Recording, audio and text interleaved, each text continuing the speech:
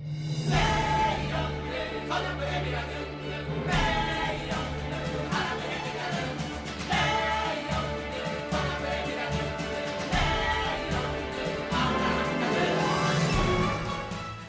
Sun and Moon have been released now for a few weeks, and I have to say that the games as a whole are fantastic. I love the plot, the characters you meet along the way, and the overall new and improved features added to the games. Of course, with every brand new Pokemon game though, there is a new challenge to be conquered in the many battles of Alola. There is always a best team to take on the challenge and to help you as the player get through the game the best way possible with the team of the best 6 Pokemon we find suited for the challenge. Here with me today to discuss the best team of 6 is none other than the Gen 4 fan himself, Mr. 4th Gen Gamer. Hey guys, I'm Josh, or the 4th Gen Gamer, and despite my username, I absolutely love Gen 7, and am so excited to tackle this best team with Mystic. I also run a YouTube channel with lots of Pokemon content, some of it featuring this video, like my All TMs video. Click the I in the upper right for Pokemon randomizers, tutorials, and plenty more. Let's get this started. So if you guys are veterans to my channel or to the Best Team series, you guys have a general idea of how we build the teams, but this team is actually a little different because of Ultra Sun and Moon introducing a couple of more things. This time, we will be including tutor moves if need be. Because of Mantine's Surf, they're in different parts of the story and not post-game like most other main games are. Like always though, this team will be able to help you take on the formidable bosses of the game such as the Totem Pokemon, Trial Captains, Rivals, Ether Foundation and its bosses, Team Skull and its leaders, and finally for an added bonus, Ultra Necrozma, just because of how difficult this legendary Pokemon is. Now before we showcase these Pokemon, there are a few guidelines that we're putting in place to make sure this team is most accessible. All these Pokemon selected must be available on both Ultra Sun and Ultra Moon, and we are considering these to be caught in their normal game locations, so no egg moves. In addition, we won't be including any legendary or mythical Pokemon, Ultra Beast, or the Tapus. Lastly, to celebrate the launch of Ultra Sun and Moon, Mystic and I will be giving away 2 copies of these games, 1 each. Click the link in the description to enter the Ultra Moon giveaway, and check out my video that Mystic helped me with for the Ultra Sun giveaway. To enter, you need to subscribe to both of us on YouTube and follow us on Twitch. Twitch subscribers will get 5 bonus entries as well. The last day for these 2 giveaways is on December 16th. Good luck! Now let's have a look at this team. So yeah, this giveaway should be pretty fun, and we do some pretty fun stuff on Twitch, such as shiny hunting, shiny wonder trades, solo runs, Nuzlocks, etc. I can just guarantee it's a lot of fun, so definitely give us both a follow on Twitch for some amazing Pokemon entertainment. Anyway, starting off this team, we need a starter Pokemon, and I couldn't think of any better Pokemon than Popplio. Why Popplio, you ask? Well, Arazo does a series on his channel that I am sure most of you are familiar with, where him and a partner go into heavy detail about the best starter Pokemon for that specific game. Arazo and I sometimes disagree on starter choices like in Hoenn or Sun and Moon last year, but this game, I gotta say I agree with him in Supra. The research is very well done, and the points they give definitely point towards Popplio being the best, so I have no objections. If you guys want proper details about why Popplio is the best though, check out Arazo's best starter video in the description or the iCard link in the corner. To lead off Popplio and eventually Primarina's moveset, we have its signature water-type move, Sparkling Aria.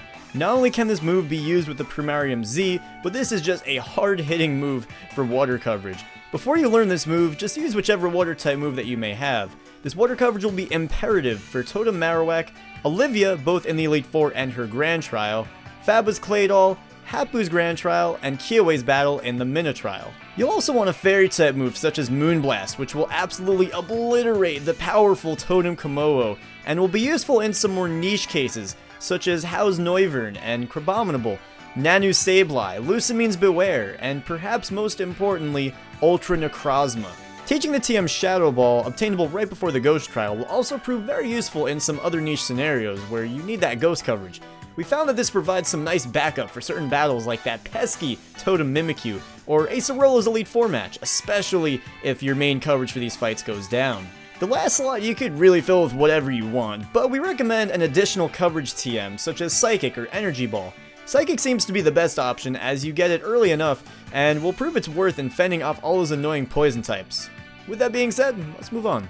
The first Pokemon on our team, Jeez. I know last year in the top 10 hardest Pokemon to evolve in Sun and Moon video, I talked smack about this Pokemon, and now it's on the best team. And to be honest, it's actually a lot better than I thought it would be. You can capture this Pokemon the moment you get Pokeballs, and I mean that quite literally because it is the first static encounter you can run into. Grubbin starting off isn't exactly the greatest, but once it evolves into Chargebug and then later on into Vikavolt, it gets better. Chargebug is a physical attacking Pokemon, but then when it evolves, it turns into a special attacker being Vikavolt. Back in Sun and Moon, you would have to wait until Vast Pony Canyon to evolve Chargebug, but with the new games, you only have to wait till Bush Mountain on Ula Ula Island, so you get Vikavolt way earlier. As a cool added bonus too for Chargebug, you can even slip on an Eviolite to make its defenses more durable. You can find an Eviolite on Akala Island in Coney City. I will leave a video to that in the description. As Mystic said, since Chargebug starts off as a physical Pokemon, you'll be running with Spark for a while, eventually to be replaced with Thunderbolt upon evolution.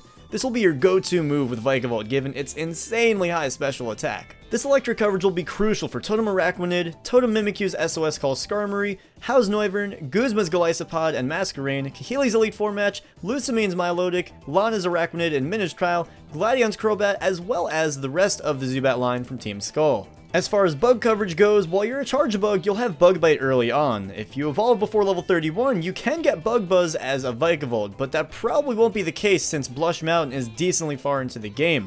Right before the Pokemon League, you will gain access to the move reminder on Mount Lanakila, so feel free to teach Bug Buzz before going on.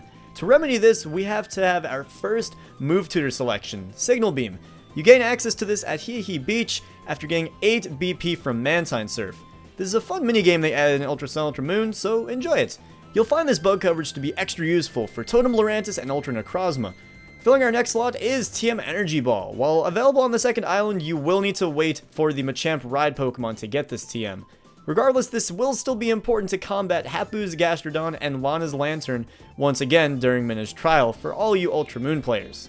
For our last slot, we decided to pick another TM in Flash Cannon. Despite being another late game TM, this will still prove its use in fighting Minish Trial and any other late game fairy types. Literally right after you pick up Pokeballs and are able to capture Pokemon, you can pick up the second Pokemon on the team, which is Munchlax and then later Snorlax right there on Route 1. Snorlax is the Variety Team member, or essentially the 6th member Josh and I picked to complete the team, but because it's Route 1, it's the second available Pokemon to capture. Snorlax is great for filling in any Variety Team slot for whatever you need, as the most normal types are, and get very many moves to pick from. Whatever weaknesses you need to fill up, or if a Pokemon faints, Snorlax can clean up half the time, as long as you're not against a fighting type Pokemon. Plus, it's a pleasure to bring back this happy sleeper back from the best team for Kanto. A quick tip for raising your Munchlax, make sure you pick up the Soothe Bell early on in the game on Route 3 of Melee Island to get Snorlax as soon as possible.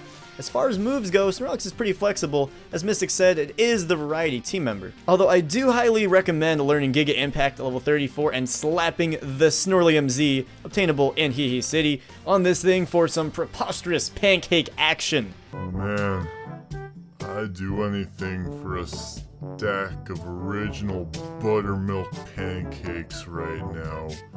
Snagging TM Return from Mally City will also be a hard-hitting stab move that will be very beneficial. As far as the last two moves go, there is a lot of flexibility. You can always try for more coverage via TMs such as Brick Break, Wild Charge, or Rock Slide, or weigh out the levels for Crunch, Heavy Slam, or High Horsepower.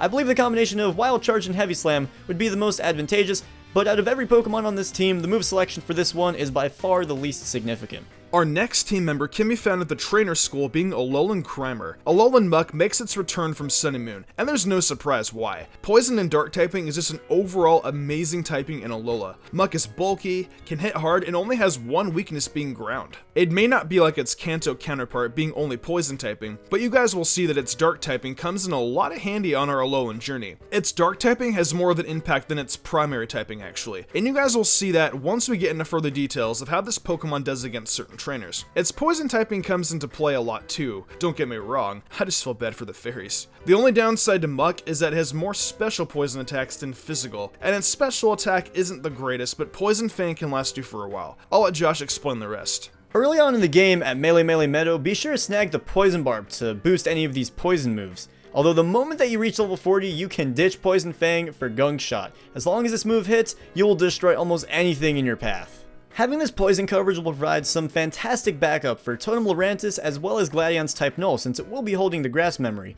In addition, this will allow Muk to lead the fight in many other situations, such as Totem Ribombe, How's Leafeon and Raichu, Lucamine's Clefable and Lilligant, Minna's Gramble and Ribombe, as well as Mallow's entire team. God damn, poison coverage is more important than I originally thought for this game. You'll also get Bite early on, eventually to be replaced with Crunch, another crucial stab coverage move. This will be handy for that absolute pain in my ass, Omni-boosted Disguise Totem Mimikyu, as well as Acerola's Elite Four match, Faba's Bruxish and Hypno, and the insanely overpowered Ultra Necrozma. Side note, feel free to teach Muk Toxic for this battle to Toxic Stall it if you're having problems facing this absolute beast. Next, we have another move tutor selection, Ice Punch. You once again only need 8 BP from Mantine Surf to receive this over on Ula Ula Beach.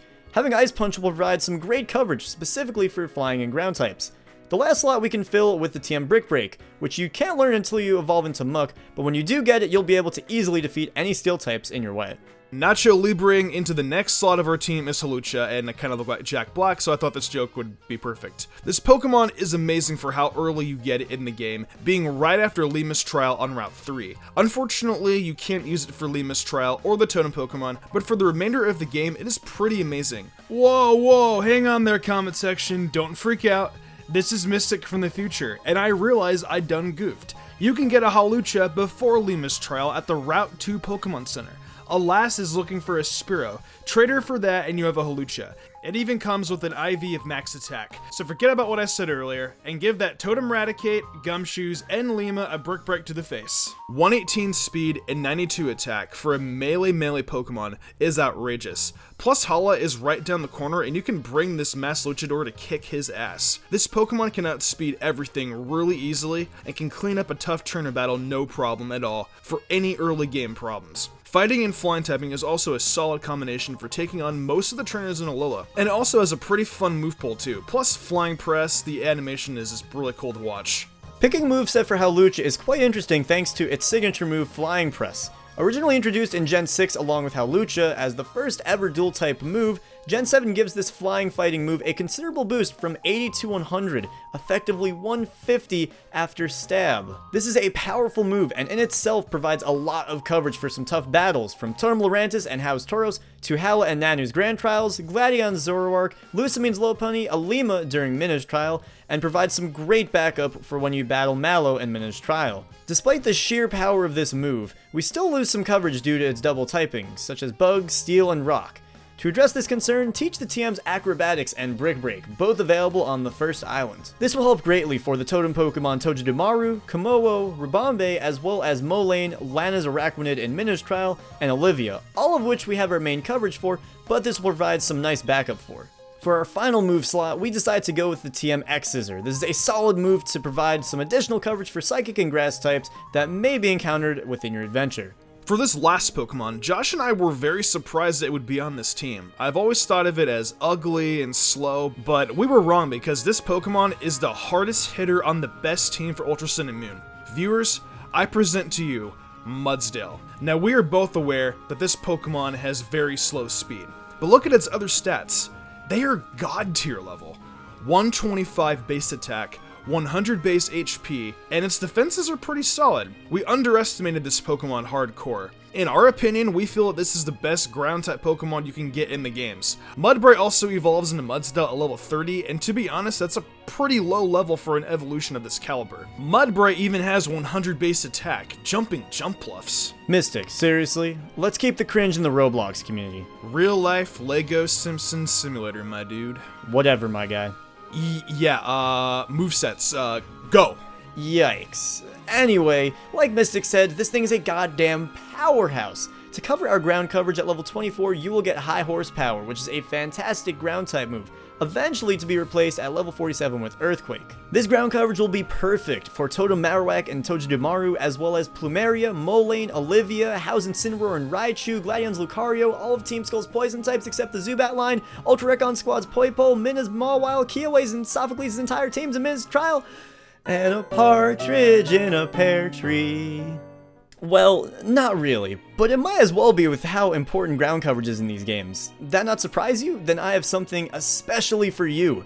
Mudsdale comes in at an overwhelmingly obese 2,028 pounds, the 6th heaviest Pokemon currently in existence. So you bet your ass you will teach this thing Heavy Slam at level 34, effectively destroying any Ice, Fairy, or Rock types in your path. You will also want to teach TM Rock Slide, not only for more coverage, but also to combat Guzma's Vikavolt. For our last move, we are going to teach TM Toxic. Given how bulky Mudsdale is, you can always use this move to catch new Pokemon, even if it's on a timer, or whenever you see the need be. You can even Toxic Stall Ultra Necrozma, as I said with Muck, if it comes down to it. Well, that was the best team for Ultra Sun and Moon. I know that this team is relatively slow, but Alola just has slow Pokemon in general. It's got a relatively good selection of fast Pokemon, but the Pokemon we chose just outperform them with more attack power, and most of the fast Pokemon are glass cannons and would get stomped down easily, especially with how powerful these totem Pokemon are. They may be fast attackers, but they can't one-hit KO the totems, even with the Z moves most of the time. Anyways, what'd you guys think though? Would you put anything different on the team? Let me know your thoughts in the comments below, as I know there will be a lot of comments. So Josh, didn't we have a video on your channel too, something about Easter? Isn't that like months away? Who says we can't celebrate Easter early with some Easter eggs? I love Easter eggs, and I hope you do too, because Mystic and I just put together the top 10 Easter eggs in Ultra Sun and Moon. Check it out, and don't forget to enter both giveaways. Thanks for having me on, Mystic. If you guys did enjoy this best team though, why not leave a like and subscribe to my content for more theories, Pokemon countdowns, what-if scenarios, and more. Until then though guys, I am MysticUmbreon, and I will see you all next time.